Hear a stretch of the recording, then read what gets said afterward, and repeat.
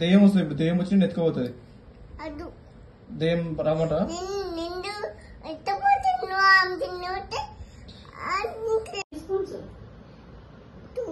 Two spoons చాలా sugar. Okay, ఇంకేమేమి కావాలి? బ్యాగ్ లో ఏమేమి కట్టాలి? స్నాక్స్ ఏం కట్టాలి? స్నాక్స్ ఏం తింటావు?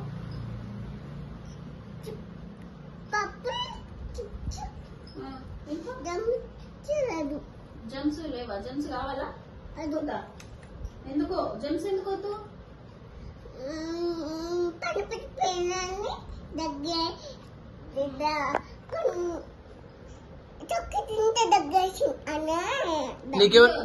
నీకెవరు చెప్పారు పన్ను పుచ్చిపోయిందని?